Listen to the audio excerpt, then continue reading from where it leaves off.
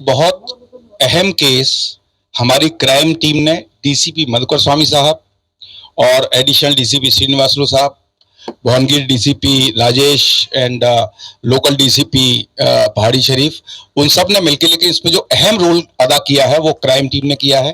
ये लोग तकरीबन 1 महीने से इस केस पे काम कर रहे थे। ये पहली बार एक ऐसा गैंग पकड़ा गया है जो ट्रांसफार्मर और कॉइल की थेफ्ट करता था। उसमें से है जो कॉपर वायर निकाल के फिर उसको जो बाकी एक्यूजन के साथ मिलके फर्नेस में मेल्ट करने के बाद ब्रिक बना के वो बाजार में बेच दिया करते थे।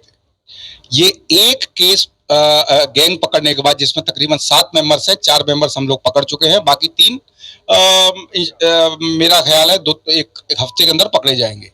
इनमें से एक यूपी का है, एक उड़ीसा का है, बाकी भी 1-2 लोग लोकल भी हैं। लेकिन इसमें खास बात यह है कि ये लोग अभी तक तकरीबन 173 173 केसेस में इन्वॉल्व हैं। अभी तक 306 ट्रांसफार्मर्स को तोड़ के उनकी कॉपर चुरा चुके हैं। इस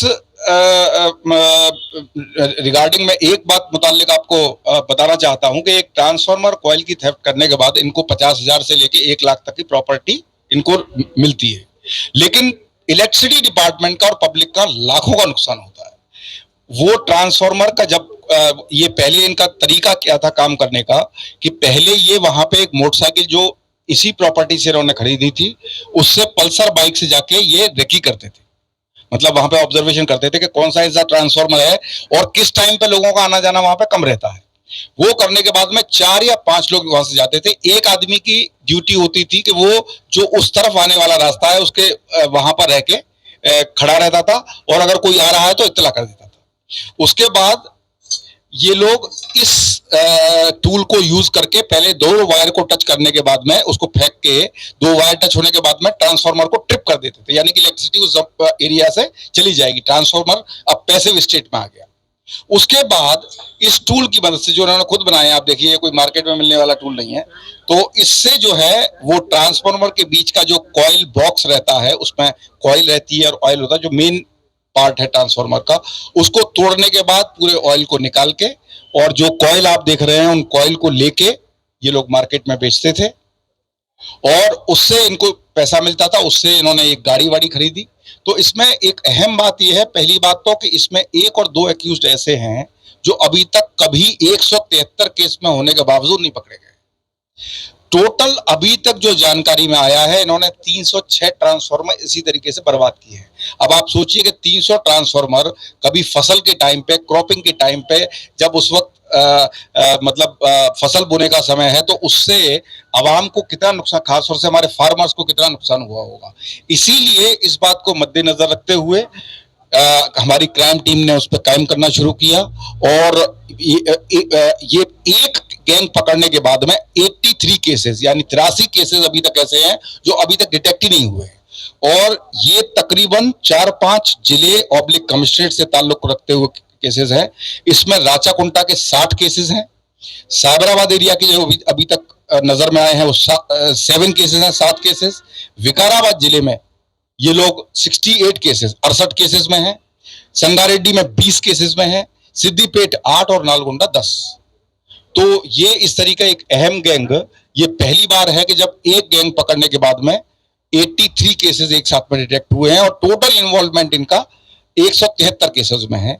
इसमें ये जो सहदेव था, इसकी खास ये थी कि ये इसको ये थोड़ा सा टेक्निकल नो हाउ मालूम था। बाकी लोगों से साथ मिला के फिर इन्होंने ये महेश रमना रेड्डी और जयश्री, एक लेडी भी है, उनको भी मिलाया। तो इन लोगों का काम ये था कि ये ऑफेंस कमिट करने के बाद में जो भी कॉपर वायर और कॉइल मिलती थी, जो आप देख रहे हैं वहां पे, उसको ले जाके ये इन लोगों को देते थे। वो अपने फर्नेस में उसको गला के उसके ब्लॉक्स बना के मार्केट में बेच दिया करते थे। इनको 50-60 हजार 1 लाख मिलता था, लेकिन पब्लिक का बहुत नुकसान होता था।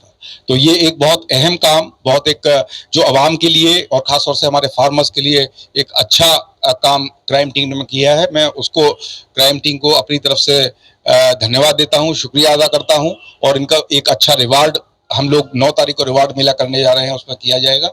और इसी तरीके से जो भी आवाम को या गवर्नमेंट को नुकसान करने वाली चीजें हैं, गवर्नमेंट डिपार्टमेंट को, उस पर खास तौर से अहम नजर रखते हुए हम आने वाले समय में भी करते रहेंगे।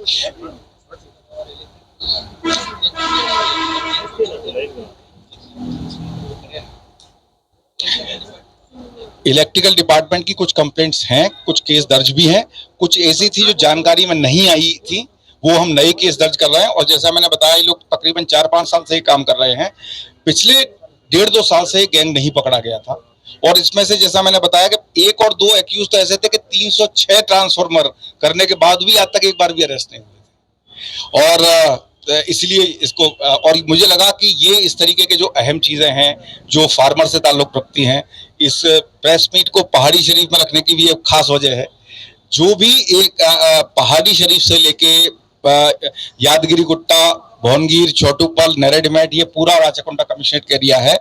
तो किसी भी एरिया में हर जगह की पुलिस को बराबर तवज्जो, हर जगह की आवाम को बराबर तवज्जो मिले, इसी के तहत हमने ये प्रेस मीट यहाँ पे रखा गया है। और इसी के साथ में एक हम छोटा सा सिलसिला, छोटी सी पहल आवाम के लिए शुरू कर रहे हैं कि हर जोन में, जैसे नेरेडिमेट में मैंने देखा कि बहुत सारी पब्लिक पहाड़ी शरीफ से, बालापुर से आने में बहुत बेचारों को तकलीफ होती थी। तो एलबी नगर में हम कई बार बैठते हैं, हफ्ते में 1 या 2 बार। तो एलबी नगर में तो पब्लिक आ जाती थी। तो इसके तहत मैं महीने में 1 बार पहाड़ी शरीफ और महीने में 1 बार भुवनगिर में जाके वहां पे भी बैठ के जो आसपास की पब्लिक है, आवाम है, जिनकी शिकायत बेचारे जो इतना दूर नहीं आ सकते हैं, उनकी डायरेक्ट हम शिकायत सुनने के लिए और उनको फौरी कार्रवाई करने के लिए ये एक सिलसिला जो है शुरू किया गया। शुक्रिया।